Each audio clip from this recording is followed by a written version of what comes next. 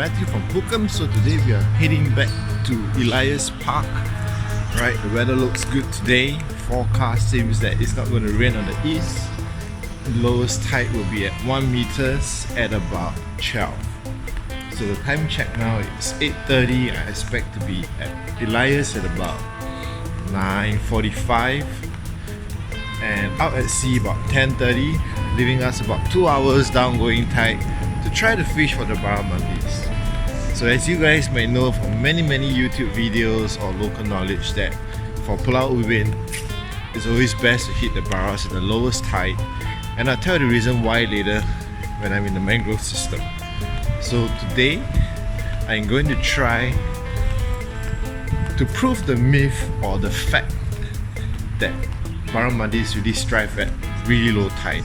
So I'm going in at about 1 meters and let's see the results, whether or not it's just as effective, the hit rate even at midday, and to see whether we can catch fish.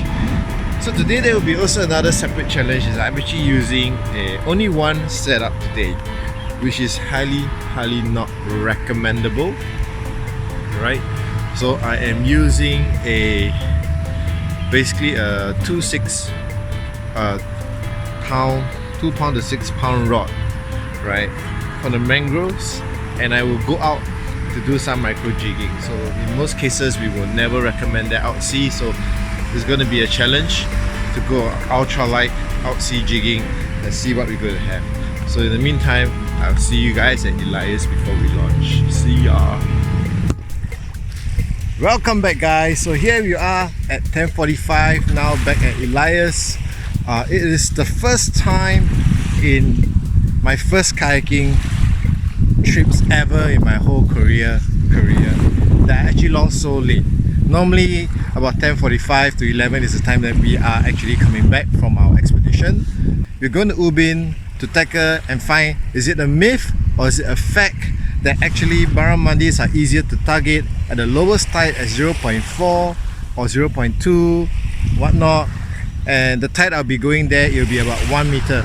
So I will expect the water level to be much higher than when I was fishing in my previous videos, but we're going to give it a try. I wanted to do some micro jiggings, however my electronics wasn't booting up. I'm not sure whether is it the wiring or the battery or the sounder itself, for I have not used it for ages, so it might be time for a new one. Right, so give me a comment below, what is a new sounder that you guys would like to see. I hope it could be a Ray Marine or something with side imaging, though it's going to be, I'm going to earn some money for that first. But yeah, give a comment on what kind of sounder you recommend for me to install on my kayak, which is here below me. Okay, so again, I have my landing net, my rod, my dry bag to keep my drones and electronics and water and food and stuff like that. And yeah, so having said that, I think without further ado, let's head off to Ubin. Whether or not is it a myth or is it a fact, right? But I think it's going to be a fact that the lower tide is going to be easier. But let's just have a look. Yeah, maybe really a 1 point something tide could do just as good, as long as you have the spot and the knowledge of how to fish them. So nonetheless, let's head out and see you at Ubin. And I'll explain to you then in Ubin why I believe the lowest tide, as low as possible, is the best tide for barramundis, so the next time when you go for Ubin for your barras, be on shore on kayak, you will know how to target them and have more fun fishing with yourself and fishing out with your friends or family members. So see you again.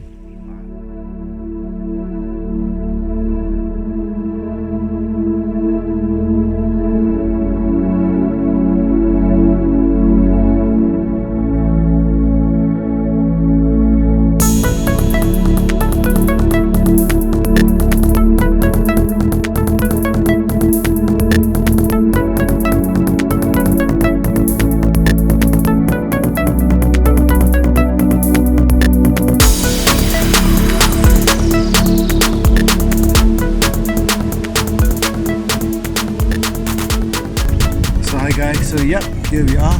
We made it into the mangroves, and it is significantly higher than where I used to fish. But previously, there is a sandbank here. Now it's not. So actually what happens is this, yeah, I'm just going to give you guys a very quick go through on what I believe why the lowest tide is still the best. Okay, the reason why is this. If you look at the mangrove roots, at high tide you actually rise unto around that side, right?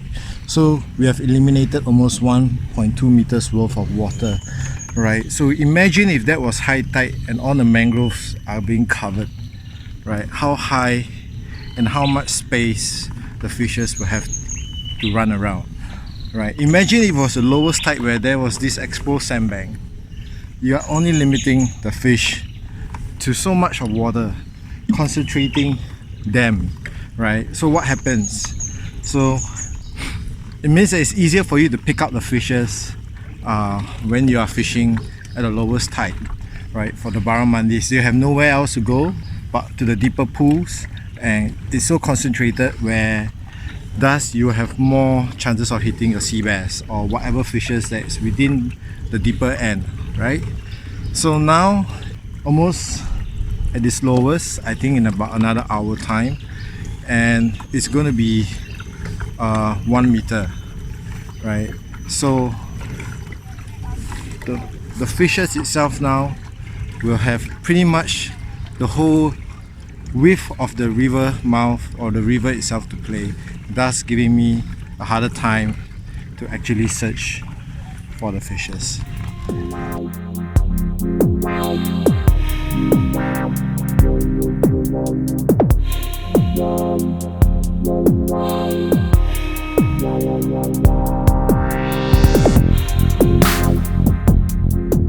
Alright guys, so yeah, myth or fact that barramundis are easier to be caught at the lowest tide like 0.2, 3 and 4.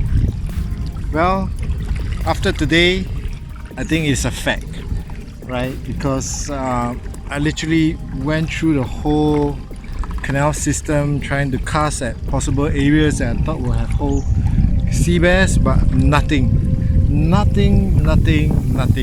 It concludes the myth or fact section, and I'm heading out to the nearby kelongs to try to micro jig, or try to jig in fact, to try to jig for something, because I had nothing. So, but nonetheless, it's good fun trying to debunk it and finally come to a conclusion about it. So hopefully it helps you guys to understand why as well it is better to kind of fish low tide for the sea bass. So till then, stay safe.